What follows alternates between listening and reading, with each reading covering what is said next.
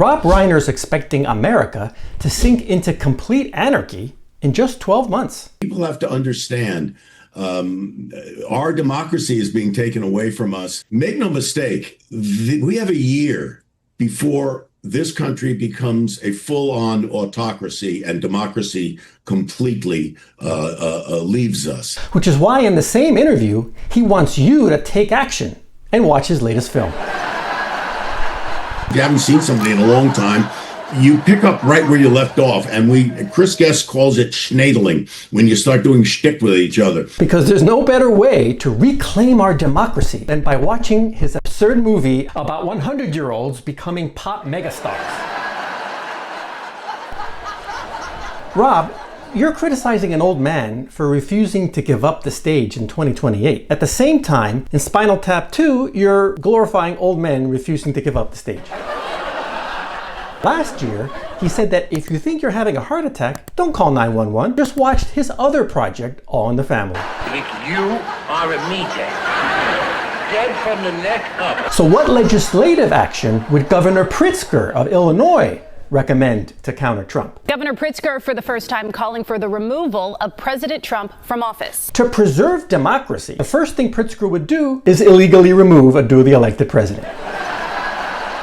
There is something genuinely wrong with this man.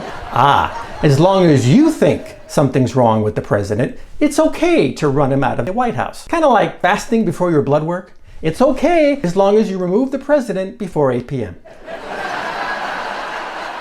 With Chicago's reputation as one of the country's most violent big cities, does it really make sense for Pritzker and Mayor Johnson to refuse federal help? The right wing in this country wants a rematch of the Civil War. Evidently, Mayor Johnson wants a rematch of Little Bighorn, with himself as General Custer. Custer lost a battle to Sitting Bull. How do you lose a physical fight to a guy who's seated? How out of shape was Custer? Why is it that a governor wouldn't accept free help? Now here's a list of other occasions where Pritzker would have turned down help. If he were Captain Edward Smith of the Titanic, if he were Commander Max Pruss of the Hindenburg, and if he were the safety chief at the Wuhan lab in 2020, just before his annual performance review. And finally this week, will the Supreme Court allow Trump to use Emergency Powers Act to impose tariffs? Who can we bring in for objective analysis on this one? Let's bring in our CBS News legal contributor, Jessica Levinson. She's a professor at Loyola Law School. University professors. When it comes to Republicans, they're so fair and impartial. It's like asking radical, does Israel have a right to that land? Can you please repeat the question? I'm at a pipe bomb testing facility and I couldn't hear you.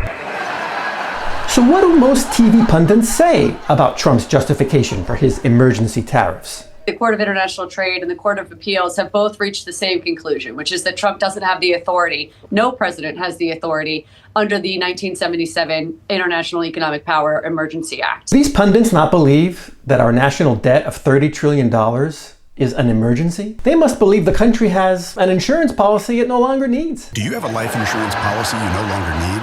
Now you can sell your policy, even a term policy, for an immediate cash payment. Some people seeing that commercial way too often. And that's the news.